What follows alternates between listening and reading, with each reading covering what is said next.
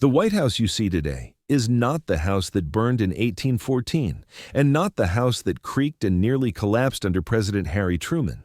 It is the third interior inside the same stone shell, a reconstruction layered over fire, rot, and political necessity. During the War of 1812, British troops marched up Pennsylvania Avenue and set the president's house alight, leaving only scorched sandstone walls and a blackened symbol of a young republic. A century later, by 1948, engineers warned Truman that those same walls were now holding up floors that were literally sinking and cracking apart. Margaret Truman's piano leg punched through a rotted beam. Chandeliers swayed when guests crossed the room. What the workers uncovered when they stripped the building to its bones was not a secret conspiracy, but something more unsettling: how a national symbol can be rebuilt so many times that memory forgets what was lost.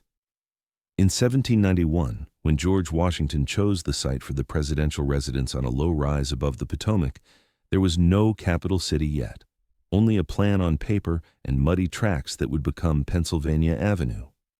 The Potomac curved brown and wide below the hill. Across the water lay Maryland tobacco fields and the occasional manor house. Pierre-Charles L'Enfant had sketched grand radiating avenues on his city plan, but in the early spring of 1791, those avenues existed mainly as surveyors' stakes driven into red Virginia clay.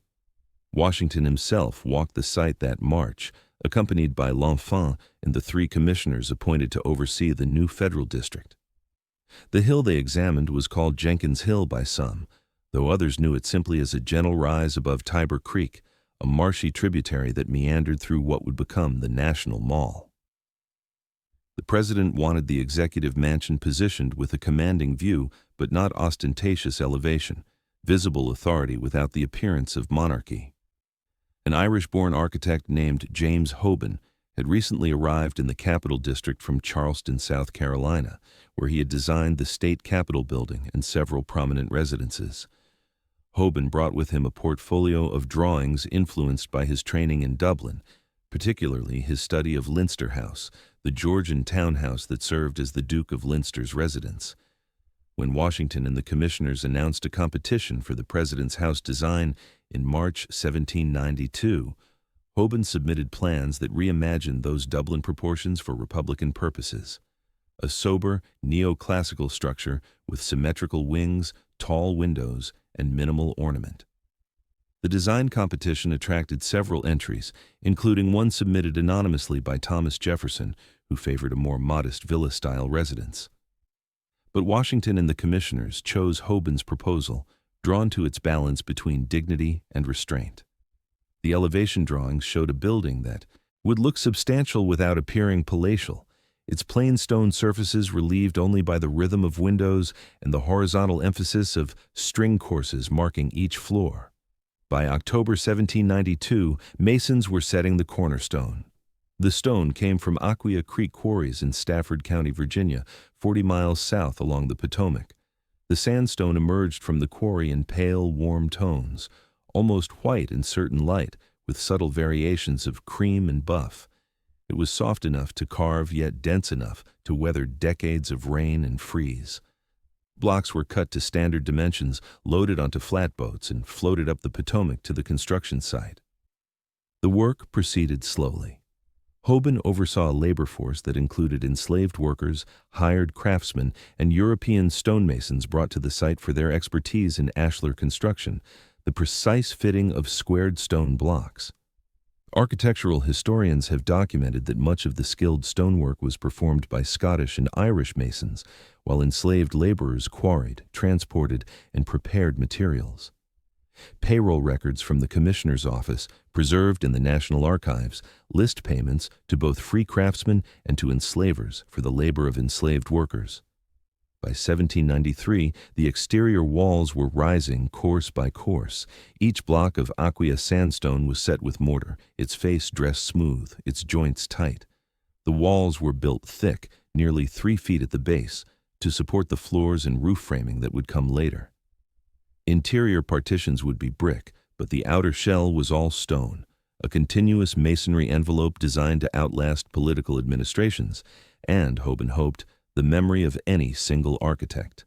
The building's plan was straightforward but ambitious. The main floor would contain a series of staterooms, an entrance hall, a large east room for receptions, and smaller parlors for more intimate gatherings. Above, on the second floor, would be private family quarters and additional guest rooms. The third floor, tucked into the roofline, would house servants and storage. Beneath it all, a basement level would hold kitchens, service spaces, and storage vaults. Construction continued through the 1790s. By 1798, the exterior walls stood complete, and workers were installing roof timbers and beginning interior finishes. The scale of the project had exceeded initial estimates, both in cost and time, but the stone shell now dominated the landscape, visible from across the Potomac and from the muddy lanes that would eventually become Pennsylvania Avenue. Travelers approaching from Georgetown or Alexandria could see it from a distance. A pale block set against green hills, its symmetry promising order in a capital that was still more concept than city. When John Adams became the second president in 1797, construction was still underway. He and Abigail Adams finally moved into the unfinished house in November 1800, just months before Thomas Jefferson's inauguration. Abigail's letters from that first winter describe a cold, damp residence with wet plaster, incomplete fireplaces, and a vast, empty east room where she hung laundry to dry. "Not one room or chamber is finished," she wrote to her daughter. "We have not the least fence, yard, or other convenience without, and the great unfinished audience room I make a drying room of to hang up the clothes in." Yet even unfinished, the house possessed a certain authority. The Aquia sandstone walls, though still unpainted, had already acquired a weathered dignity. Morning light struck the tall windows along the south facade and spilled into rooms that smelled of fresh lime plaster and sawdust. The proportions Hoban had drawn years earlier in Charleston, the rhythm of openings, the horizontal emphasis of the cornice line, the restrained classical details, now existed in 3 dimensions, their effect both modest and monumental. From the start, the building embodied a paradox. It was a palace designed for a republic that claimed to despise palaces. The stone walls were both shield and statement, an attempt to freeze stability into architecture decades before the country itself was stable.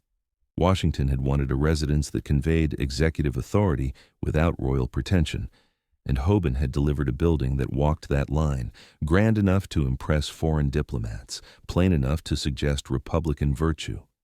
But stone, however solid it appears, is only as permanent as the forces that preserve it. Those same walls that promised continuity would, within a generation, be lit from inside by British fire. By the time Thomas Jefferson took office in March 1801, the President's House had settled into its role as the most visible piece of federal architecture in the young capital. Jefferson, who had submitted his own design in the 1792 competition, now inhabited Hoban's stone shell and made it his own. He opened the house to the public on New Year's Day and the 4th of July, turning state receptions into performances of democratic accessibility. Farmers in muddy boots stood alongside foreign diplomats in the entrance hall.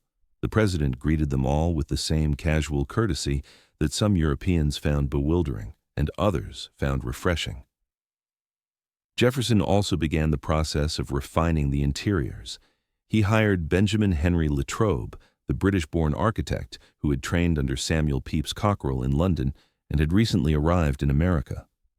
Latrobe brought a more sophisticated understanding of neoclassical design than Hoban's straightforward Georgian proportions. He added columns with more elaborate capitals in the entrance hall, improved the circulation between rooms, and designed more refined moldings and trim details. The east room, still unfinished, remained an awkward void, too large for most gatherings, too empty to furnish properly. Latrobe's surviving letters and drawings held in the Library of Congress reveal his frustration with the building's scale and proportions. "The President's House is a subject that has long occupied my thoughts," he wrote to Jefferson in 1803. "The building, as it stands, wants unity and character." He proposed adding colonnades to connect the main house to service wings, creating a more coherent architectural composition. Some of these proposals were implemented, others remained on paper. By 1809, when James Madison succeeded Jefferson, the house had accumulated a decade of use and modification. The sandstone exterior, originally left unpainted, had been coated with a lime-based whitewash to protect the porous stone from weathering and to give the building a brighter, more finished appearance. This whitewash would be reapplied periodically, and over time, the residence became known informally as the White House, though its official name remained the President's House or Executive Mansion. Madison's presidency brought a new social energy to the residence, largely due to his wife, Dolly Madison. She transformed the staterooms into a stage for carefully orchestrated receptions, levees, and dinners. Her Wednesday evening drawing rooms became essential gatherings for Washington society, a mix of political negotiation, social display, and cultural performance. Guests entered through the north door, passed through the oval entrance hall, and proceeded into the state parlors where Dolly presided in fashionable gowns, often wearing a turban adorned with feathers. Contemporary newspaper accounts describe these gatherings with a mix of admiration and subtle criticism.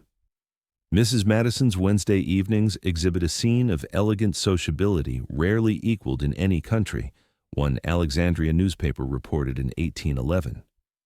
The President's house, though plain in its exterior, has become a center of refined society.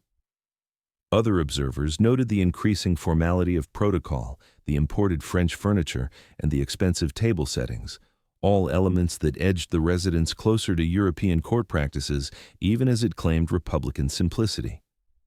Latrobe continued refining the interiors during Madison's presidency, though funding was often scarce. He redesigned the main staircase, improved the lighting in key rooms, and added decorative plasterwork to ceilings.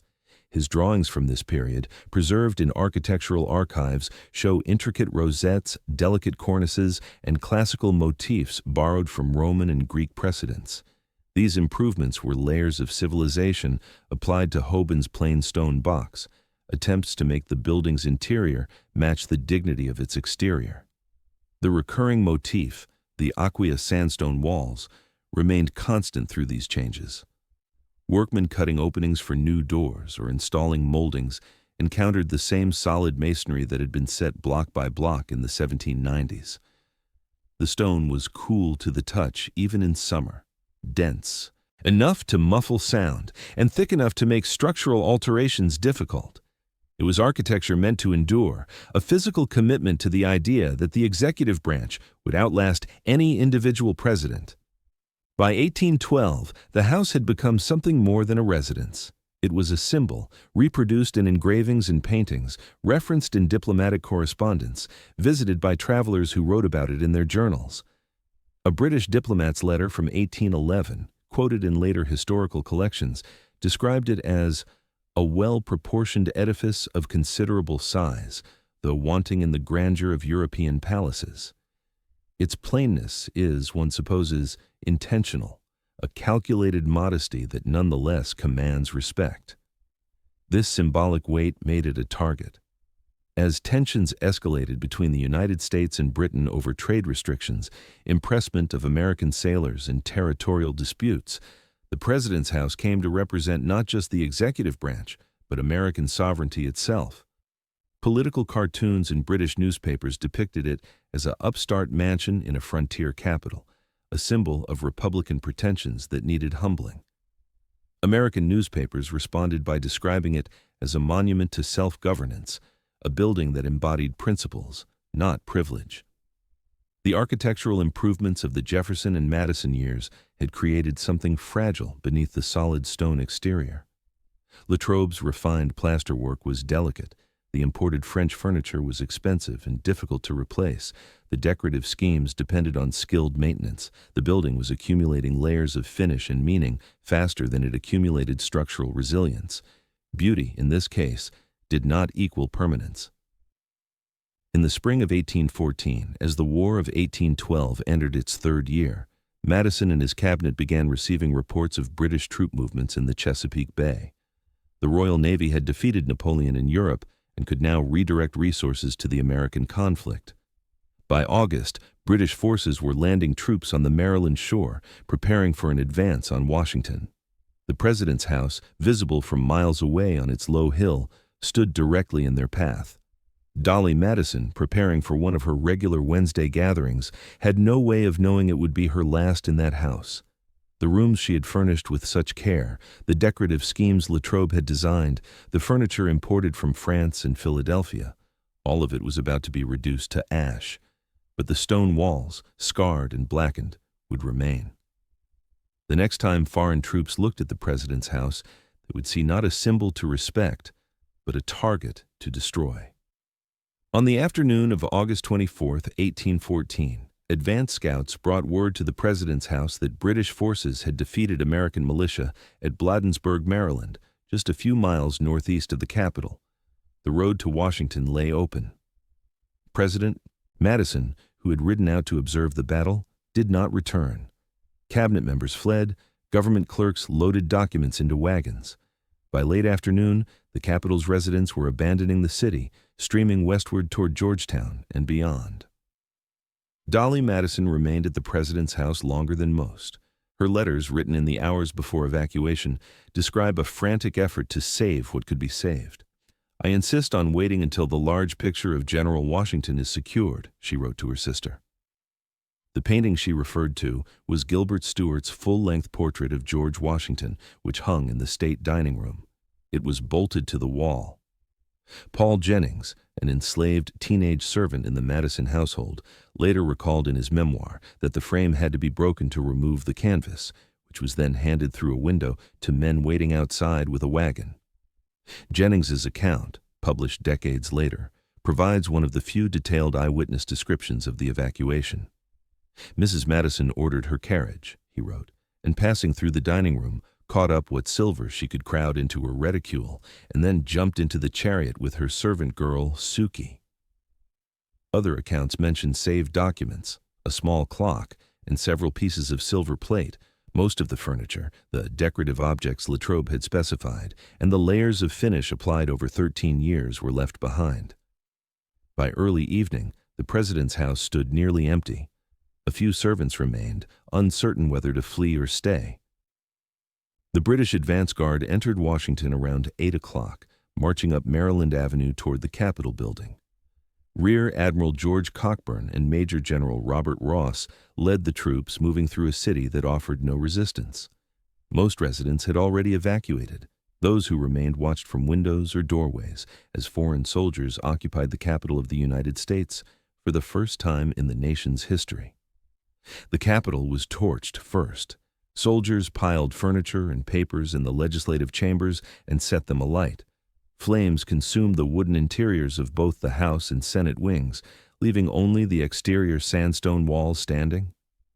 From his headquarters several blocks away, Ross could see the fire reflected in the Potomac. Next, the British troops turned their attention to the president's house, visible on its low hill to the northwest. Contemporary accounts of what happened next come primarily from British officers' letters and from local residents who witnessed the fire from a distance. Admiral Cockburn later described entering the house and finding the dining room table set for dinner. Madison had expected to return from Bladensburg with good news and had left instructions for a meal to be prepared. Cockburn reportedly took a seat at the head of the table and proposed a mocking toast to Jemmy Madison before ordering his men to begin the destruction. Soldiers carried furniture into the center of each room and piled it into makeshift pyres. They broke bottles of lamp oil and spirits from the cellars and splashed them over the furnishings. Some accounts mention soldiers taking small items as souvenirs, pieces of silver, books, decorative objects, before the fires were lit. By around 10 o'clock on the night of August 24th, flames were rising through the interior of the president's house.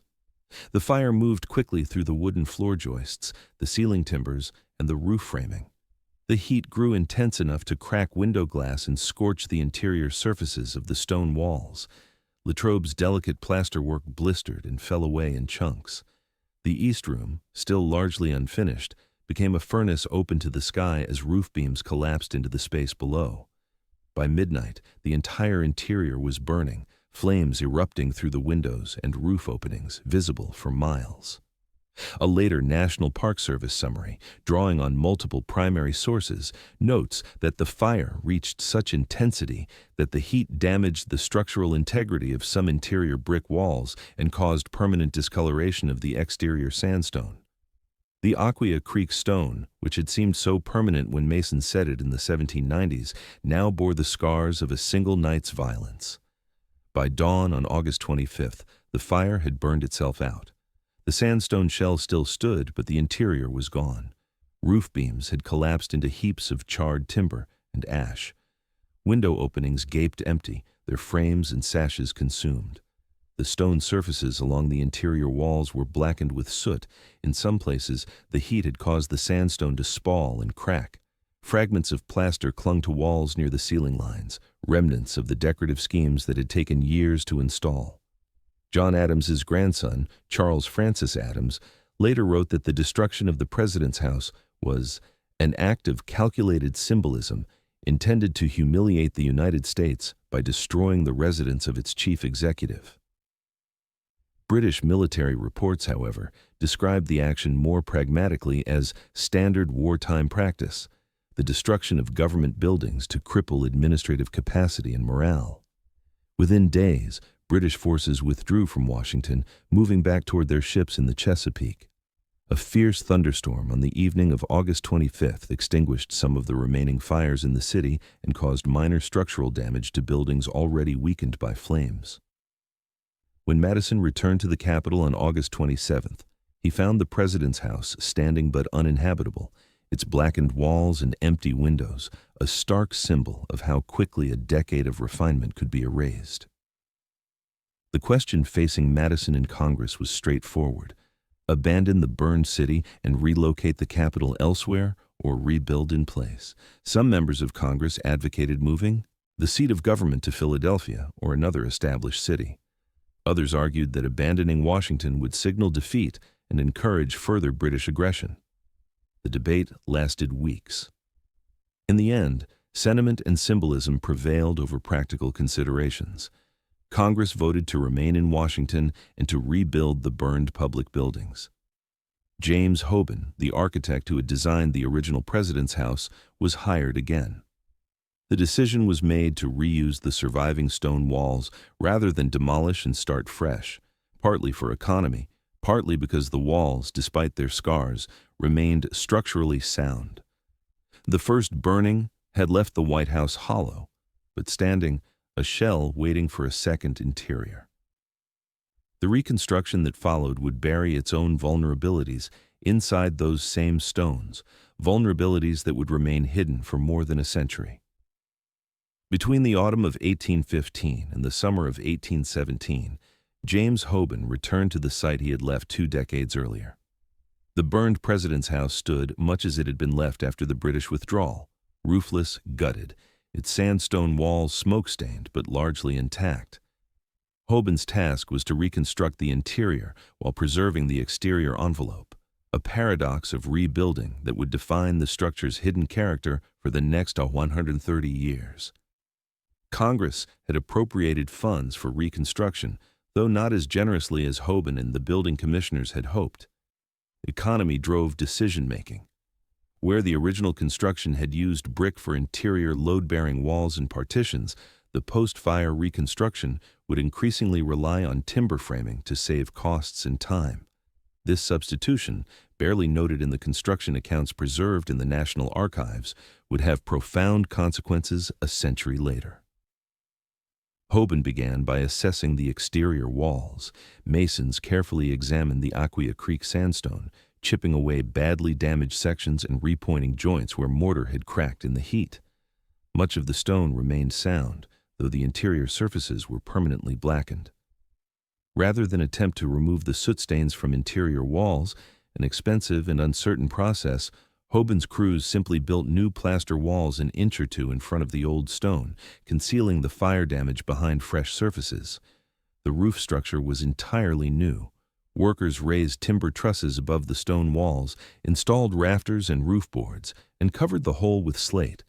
The roof dormers, which had been simple rectangular openings in the original design, were rebuilt with slightly altered proportions.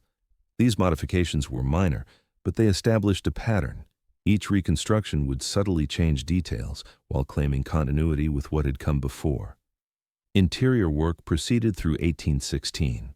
Carpenters framed new floor joists, installed subfloors, and laid finished flooring of heart pine and oak. Brick partitions divided some spaces, but increasingly, lighter timber stud walls separated rooms. Doors were rehung, window sashes were rebuilt and glazed. Plasterers applied multiple coats to walls and ceilings, creating smooth surfaces for paint and wallpaper. The decorative plasterwork that Benjamin Henry Latrobe had designed was not fully replicated. Instead, simpler moldings and cornices gave the rebuilt rooms a slightly plainer appearance than they had possessed in 1814. By late 1817, the reconstruction was sufficiently complete for occupancy. President James Monroe and his family moved in that October, though many rooms remained unfinished. Monroe, who had served as Madison's Secretary of State during the burning, understood the political symbolism of returning to the rebuilt house. He invested personal funds in furnishing the staterooms, purchasing French furniture and decorative objects that would establish a more formal, European-influenced aesthetic. The house that Monroe occupied looked nearly identical from the outside to the one that had burned. The sandstone walls, now thoroughly cleaned and painted with fresh lime whitewash, appeared pristine. The window proportions, the roof line, the overall massing, all matched Hoban's original design. A visitor standing on Pennsylvania Avenue in 1818 would have seen little evidence of the fire 3 years earlier. The continuity was visual and symbolic, carefully maintained, but inside, the building was different. The timber framing that replaced some of the original brick meant that load paths had shifted. The East Room, still the largest space in the house, now relied more heavily on wooden beams and joists to span its width. These members were substantial, heavy timbers squared from old-growth forests, but they lacked the compressive strength and fire resistance of brick. In architectural drawings preserved at the White House Historical Association, pencil annotations mark where timber replaced masonry, though these notations carried no warnings about future consequences. Hoban himself understood the compromises he had made. In a letter to the building commissioners dated March 1816, held in the National Archives, he noted that certain interior walls had been constructed of wood frame rather than brick to expedite completion and reduce expense, though I would prefer masonry construction throughout for permanence and safety. His preference was overruled by budget constraints and political pressure to complete the work quickly. Monroe's furnishing efforts transformed the rebuilt interiors into spaces of considerable elegance. He commissioned new pieces from French cabinet makers and purchased items from European dealers. The Blue Room received a suite of gilded chairs and settees. The East Room acquired chandeliers imported from England. The State Dining Room gained a large mahogany table and matching chairs. These objects, meticulously catalogued in inventory lists, created an impression of refinement and permanence. The building was being asked to embody national confidence and cultural sophistication to demonstrate that the Republic could recover from humiliation and emerge stronger. In 1824, under Monroe's successor John Quincy Adams, the South Portico was added to the President's House. Architect Charles Bulfinch, who had succeeded Latrobe as architect of the Capitol, designed a curved columned porch that provided both aesthetic balance and functional access to the south grounds. The portico's addition marked another layer of evolution, another adjustment to Hoban's original design. 5 years later, in 1829, Andrew Jackson added the north portico, creating the familiar symmetrical entrance that would define the building's public face for nearly 2 centuries. These architectural modifications, the porticos, the refined interiors, the accumulating decorative schemes, enhanced the building's symbolic presence. But they also added weight and complexity to a structure that was already a hybrid of original intent and post-fire compromise. Each chandelier hung from timber joists, notched for earlier installations. Each new decorative plaster ceiling added dead load to beams designed for simpler finishes. The building was being asked to carry not just presidential families and state functions, but also the weight of accumulated ambition. Photographs from the mid-19th century, among the earliest images of the President's House, show a building that appears solid and established. The sandstone walls, regularly whitewashed, gleam in the sunlight. The north and south porticos frame the main facade with neoclassical dignity. Trees planted decades earlier have matured, softening the landscape. Nothing in these images suggests the internal compromises, the substituted materials, the choices made under pressure of economy and time. The second interior was born not of pure design, but of recovery and necessity. It embodied resilience, certainly, but also shortcuts, decisions made under the twin pressures of war's aftermath and the need to project normalcy. As the Republic's power grew through the middle decades of the 19th century, the symbolic weight placed on those patched-together beams would only increase.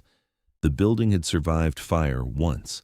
The question was whether it could survive the slow, invisible erosion of time, use, and technological change. By the 1850s, the President's House had settled into its mature role as the architectural symbol of executive power. Gas lighting arrived in the 1840s, replacing candles and oil lamps with a more reliable but also more invasive technology. Gas lines had to be threaded through walls, floors, and ceilings. Holes were drilled through structural members to accommodate the new infrastructure. Each perforation weakened the wood slightly, though no one at the time tracked these cumulative modifications. The building was adapting to industrial modernity one technical upgrade at a time, and each adaptation left its mark. During Franklin Pierce's presidency in the 1850s, a rudimentary central heating system was installed, replacing the inefficient coal-burning fireplaces that had been the primary heat source since the building's reconstruction. The new system required boilers in the basement, distribution ducts beneath floors, and registers cut into walls and floors throughout the staterooms and family quarters. Carpenters notched joists to accommodate these ducts, further compromising structural members already carrying accumulated loads. Architectural historians examining building records from this period note the absence of any systematic structural review. Modifications were made on an ad hoc basis, responding to immediate needs without comprehensive planning. A document preserved in the Library of Congress, part of the Pierce administration's domestic accounts, mentions payment to a carpenter for cutting and fitting floor joists to accommodate new heating arrangements, but provides no detail about which joists were cut or how their load-bearing capacity was affected. The Civil War brought new pressures to the building. Abraham Lincoln occupied a residence that served simultaneously as executive office, military headquarters, family home, and public symbol. The weight of that symbolic function was becoming physical. State receptions during the war years drew enormous crowds. The floor of the East Room, the largest ceremonial space, sagged visibly when hundreds of guests gathered. Staff placed additional supports beneath the East Room floor during major events, propping up the structure from below, a temporary fix that became semi-permanent as the supports were left in place between gatherings. Lincoln himself noticed the building's deterioration. In an 1863 letter quoted in several historical collections, he wrote to a congressional committee requesting funds for repairs. The executive mansion shows signs of wear that cannot be ignored. Floors creak, plaster cracks, and certain rooms exhibit an unsettling degree of movement when occupied by large gatherings. The request produced a modest appropriation for cosmetic repairs, but no structural investigation. After Lincoln's assassination in April 1865, the House entered a period of mourning and transition. Andrew Johnson, thrust into the presidency, occupied a building whose symbolic weight had intensified dramatically during the war. The rooms where Lincoln had worked now carried the memory of his presence. They had become, in a sense, commemorative spaces even while still serving practical governmental functions. This dual nature, working building and memorial site, would characterize the president's house for the rest of its history. The late 19th century brought electricity, plumbing, and telephones. Each innovation required new penetrations through walls, floors, and ceilings. Electrical wires were strung through existing spaces, often stapled directly to wooden structural members. Plumbing for new bathrooms meant cutting larger openings through floor joists to accommodate supply and drain pipes. Telephone lines added yet another network of wires threading through the structure. During Grover Cleveland's first term in the mid-1880s, An extensive remodeling project attempted to modernize the family quarters and improve the increasingly crowded workspaces on the second floor. Walls were moved, doorways relocated, rooms subdivided or combined. The building's interior plan, which had been relatively stable since the post-1814 Reconstruction, was now being reshaped to accommodate both growing presidential staff and evolving expectations of domestic comfort. Each modification, however well-intentioned, further complicated the structural reality behind the refined surfaces. Photographs from the 1880s and 1890s, held in the Library of Congress's extensive collection, show interiors of Victorian complexity: heavy draperies, patterned wallpapers, overstuffed furniture, ornate chandeliers. The aesthetic was one of abundance and density, a marked contrast to the spare neoclassicism of the early 19th century. But this visual richness masked growing structural fatigue. Behind the wallpaper and plaster, timber joists notched for gas pipes, cut for heating ducts, drilled for electrical conduits, and hacked away to accommodate plumbing carried loads they had not been designed to bear. The problem was systemic but invisible. Unlike a catastrophic failure, a floor collapse, a major crack, a dramatic structural event, the deterioration was gradual and distributed. Joists sagged incrementally over decades, floors settled a fraction of an inch per year, door frames shifted subtly out of square. These changes were slow enough that successive occupants adapted without fully recognizing the pattern. A door that no longer closed quite right was planed or rehung. A floor that felt slightly springy was accepted as the character of an old building.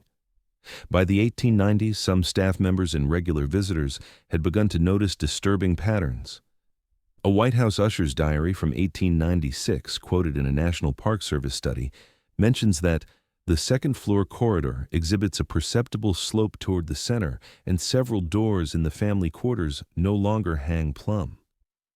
These observations were reported but not investigated.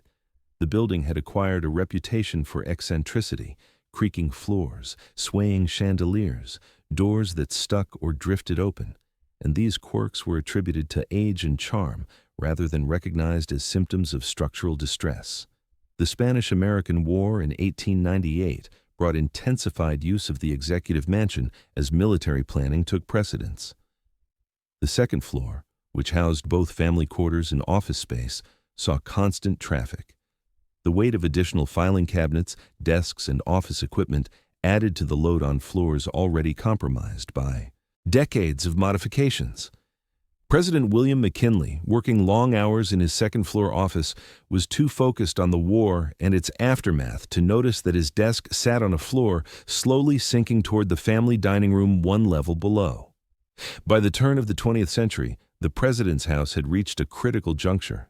It had survived fire, reconstruction, decades of technological upgrades, and the accumulated weight of symbolic expectation. From Pennsylvania Avenue, it looked more established and authoritative than ever, its familiar silhouette reproduced in countless photographs and illustrations. Inside, however, the second interior, Hoban's post-1814 compromise, augmented by 80 years of haphazard modifications, was approaching a point of crisis. The question was no longer whether the structure needed attention, but whether anyone would recognize the problem before it became a disaster. When Theodore Roosevelt entered the White House in September 1901, following William McKinley's assassination, he confronted a building that was both symbolically potent and practically inadequate. Roosevelt, 42 years old and energetic, arrived with a large family, his wife Edith and 6 children, and immediately found the executive mansion too small, too shabby, and too confused in its functions. The second floor, which attempted to serve simultaneously as presidential office suite, family living quarters, and reception space, satisfied none of these purposes well. Roosevelt hired the prominent New York architectural firm McKim, Mead & White to undertake a comprehensive renovation in 1902. Charles F. McKim, the senior partner, approached the project with the grandeur typical of the City Beautiful movement. He would clarify the building's functions, restore its neoclassical character, and create purpose-built spaces for the growing executive office bureaucracy. The renovation, completed rapidly between June and November 1902, fundamentally reorganized the White House complex. McKim's most significant intervention was the creation of the West Wing, a new freestanding structure connected to the main house by a colonnade. This building housed the president's office, cabinet room, and staff workspaces, freeing the second floor of the executive residence for purely domestic functions. Contemporary papers praised the renovation as a much-needed modernization. The president's house has been transformed, the Washington Evening Star reported in November 1902, from a crowded and inconvenient dwelling into a dignified executive mansion worthy of the nation's growing stature. Inside the main house, McKim stripped away the Victorian-era decorative excess. He removed patterned wallpapers, tore out heavy draperies, simplified moldings, and repainted rooms in pale, classical colors. The East Room, Blue Room, Green Room, and Red Room received refined decorative schemes meant to evoke the federal period while accommodating modern expectations of comfort and function. McKim salvaged some original architectural elements where possible, but much of what he removed, Victorian chandeliers, ornate mantels, elaborate plasterwork, was simply discarded. Structurally, the 1902 renovation addressed some issues while ignoring others. McKim strengthened certain floor joists and replaced badly deteriorated timbers in a few locations, but the project was fundamentally aesthetic and organizational rather than structural. The architects did not conduct a comprehensive survey of the building's hidden condition. They focused on what was visible and on what would most obviously improve function and appearance. Beneath the refreshed surfaces, many of the compromised joists, notched beams, and overloaded members remained unchanged. Photographs from the post-renovation period, preserved in the Library of Congress, show the staterooms in their renewed neoclassical glory. Spare, elegant, lit by electric chandeliers that hung from ceilings, concealing 19th-century timber framework. The East Room, in particular, looked magnificent. Long and proportioned, its white walls and gilded details creating an impression of gracious authority. What the photographs do not show, because they could not, was the condition of the structure supporting that visual refinement. Roosevelt himself was pleased with McKim's work. In letters to friends, he described the renovated White House as finally worthy of the presidency. The family quarters, no longer competing with office functions, became livelier spaces. The Roosevelt children famously roller skated in the hallways, slid down staircases, and brought pets throughout the residence. This exuberant domestic life took place on floors that, unknown to the occupants, were slowly settling and shifting under accumulated loads. William Howard Taft, who succeeded Roosevelt in 1909, expanded the West Wing and added the Oval Office, creating the iconic presidential workspace that would become the symbolic center of executive power in the 20th century. This expansion was entirely new construction, built on its own foundations, and thus did not add to the structural burden of the main residence. But it did intensify the functional demands on the whole complex: more staff, more visitors, more events, all of which increased traffic through the main house's already stressed floors. During Woodrow Wilson's presidency, which spanned World War I, the White House served as the nerve center for American involvement in a global conflict. The building hosted diplomatic meetings, military planning sessions, and intense negotiations around peace terms. Wilson's intensive use of the second-floor residence-turned-office space in the years before the West Wing expansion placed extraordinary demands on the structure. When Wilson suffered a stroke in October 1919, his recovery took place in second-floor bedrooms whose floors rested on joists that had been notched, cut, and stressed for more than a century. The 1920s brought the most structurally consequential modification since the 1814 Reconstruction, President Calvin Coolidge's expansion of the attic into a full third floor. The project, completed in 1927, added usable living space under the roofline, creating additional bedrooms and storage areas. Architecturally, the change was handled with discretion. The roofline remained largely unchanged from the exterior, and the additional floor was built within the existing roof structure. But structurally, the modification added significant dead and live loads to a building never designed to carry them.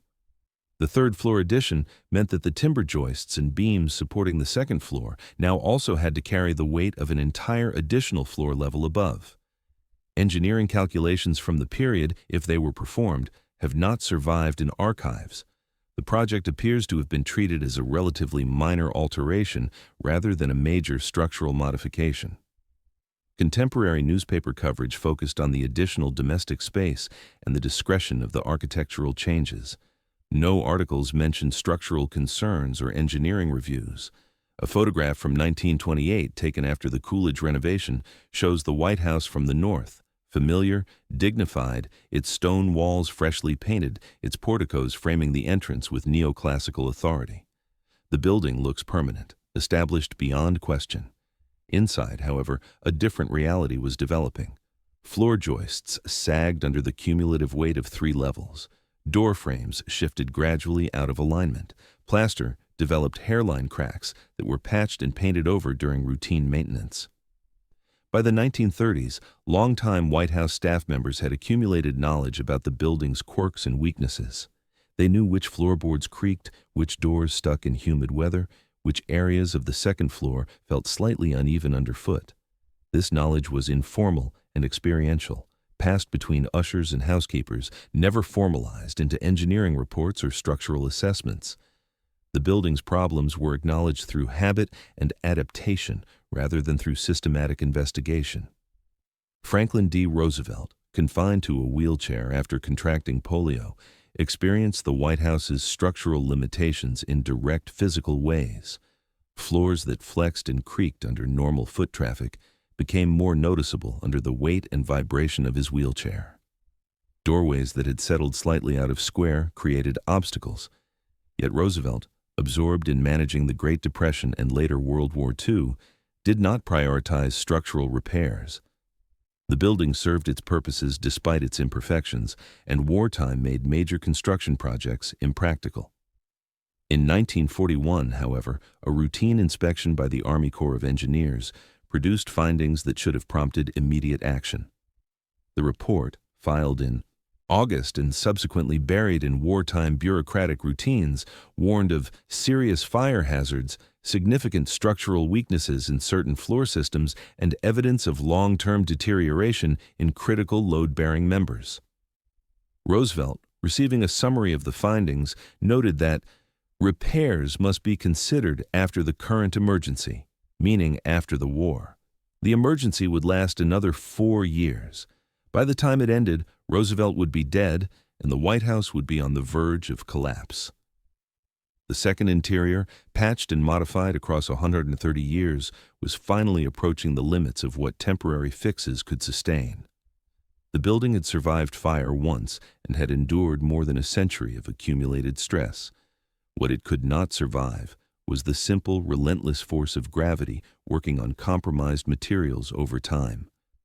The third act of the White House's story was about to begin. Not with flames, but with creaking floors, sagging ceilings, and a piano leg punching through rotted wood into the room below. Harry S. Truman became president in April 1945, succeeding Franklin Roosevelt hours after Roosevelt's death at Warm Springs, Georgia. Truman, the former haberdasher and senator from Missouri, moved into the White House with his wife Bess and their daughter Margaret, assuming occupancy of a building he had visited only occasionally and never examined closely. Within weeks, the Truman family began noticing unsettling characteristics in their new home. The floors moved, not dramatically, not in ways that suggested immediate danger, but perceptibly. Walking down the second-floor corridor, one felt a slight give underfoot, a subtle flexing that shouldn't occur in a building of such apparent solidity. Chandeliers swayed gently when people crossed rooms. Doors that had closed properly 1 month would stick the next, their frames shifting fractionally out of square as the structure settled and flexed. These signs, accumulated over decades, had been noticed and mentioned by previous occupants, but never investigated comprehensively. The most famous incident occurred in February 1948. Margaret Truman was playing her piano in the second-floor sitting room when one of the instrument's legs punched through the floor, dropping several inches into the family dining room directly below. The leg didn't fall completely through. It caught on subflooring and floor structure below the finished surface, but the event was alarming enough to prompt immediate inspection. Engineers called to examine the area found rotted timber, joists that had sagged as much as 18 inches over decades, and structural members so compromised by age, insect damage, and the cumulative effects of notching and drilling that they could no longer safely carry expected loads. That discovery triggered a broader investigation. Through the spring of 1948, engineers examined the building systematically, measuring deflections, inspecting structural members wherever they could be accessed, and documenting a pattern of deterioration that shocked even experienced professionals. In May, a comprehensive report was delivered to President Truman and to Congress. Major portions of the executive residence were in imminent danger of collapse. The building, for all its symbolic permanence, was structurally unsound. The engineering report, preserved in the National Archives, describes specific failures in chilling detail. Second-floor joists, originally sized for typical domestic loads, had been cut and notched repeatedly over a century to accommodate gas lines, electrical conduits, plumbing, and heating ducts. Many had lost 30 to 50% of their effective depth, drastically reducing their load-bearing capacity. The addition of the third floor in 1927 had added loads these compromised members were never designed to carry. The report noted that several floor joists exhibit sag exceeding acceptable limits by factors of 2 to 3, and that certain interior brick walls show extensive cracking indicative of differential settlement and inadequate foundation support. Most troubling was the report's assessment of fire safety. The building's timber framework, dried over 130 years and permeated with decades of accumulated dust, paints, and finishes, represented a severe fire hazard. Electrical wiring, much of it original to early installations and predating modern safety standards, ran through these spaces. In the event of fire, the report concluded, the structure would likely fail rapidly and egress would be severely compromised. Truman faced a decision unprecedented in presidential history: evacuate the White House or risk its potential collapse with his family inside. Political considerations aside, the engineering evidence was unambiguous.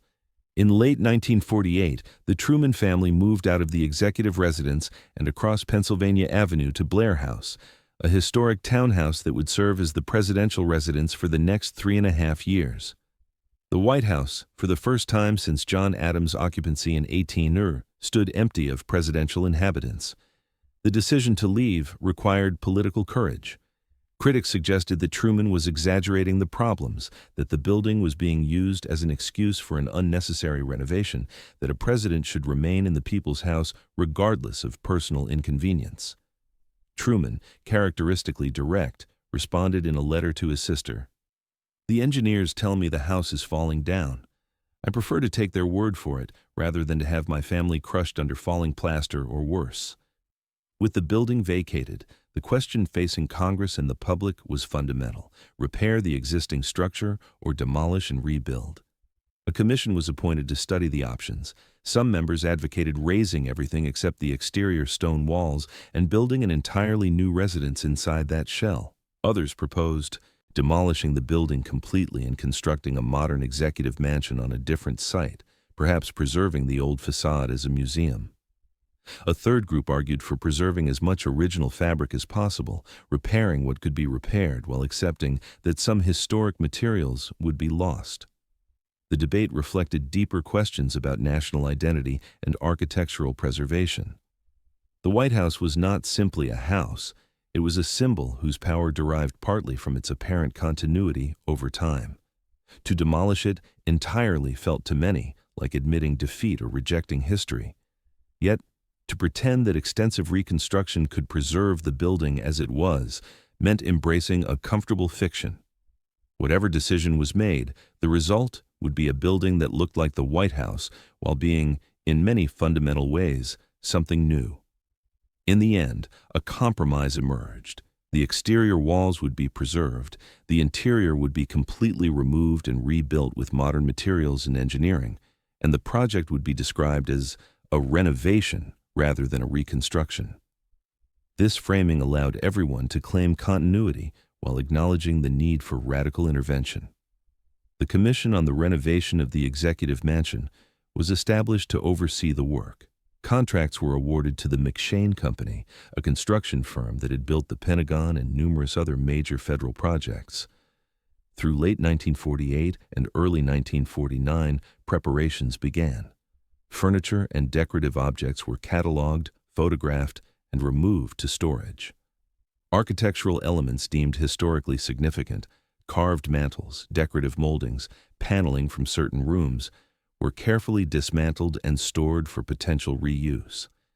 The building was emptied of everything except its structural frame and its stone walls, creating an opportunity for documentation that had never existed before. Photographers from the National Park Service and other agencies documented the exposed structure. These photographs, preserved in archives, show the reality behind the refined surfaces, joists sagging under their own weight, brick walls cracked and bulging, timber members darkened with age and marked by decades of crude notching. One photograph from May 1949 shows the East Room with all finishes removed, revealing the timber framework that supported floors above, heavy beams resting on equally heavy joists, all notched and cut and compromised, all visibly sagging. These images are difficult to interpret emotionally. On one hand, they reveal neglect and failure, a national symbol allowed to deteriorate dangerously over generations. On the other hand, they document resilience, a structure that continued functioning, barely, long past the point where prudent engineering would have condemned it. The building had been lived in, worked in, celebrated in, and mourned in, even as its structural integrity eroded year by year. In June 1949, demolition began inside the preserved stone shell. Workers stripped away plaster, removed floorboards, cut joists free from their connections, and dismantled brick walls. The process was methodical and documented. Salvageable elements were marked and stored. The rest was loaded onto trucks and hauled away. The interior of the White House, which had been reconstructed once after the 1814 fire, was now being removed entirely for the second time in its history. The recurring motif, the Aquia Creek sandstone exterior walls, once again stood witness to radical change. The scars from 1814, concealed behind plaster for 130 years, were briefly visible again before new construction began. The stones that had framed James Madison's evacuation, Lincoln's wartime presidency, and Theodore Roosevelt's exuberant family life now enclosed only air, scaffolding, and the machinery of Reconstruction. The house had become, once more, a shell waiting to be filled. This was the beginning of the second burning, not a single night of flame, but months of controlled dismantling. What follows would be the creation of a third interior, one that would share almost no physical continuity with what had come before, even as it preserved the appearance of unbroken history.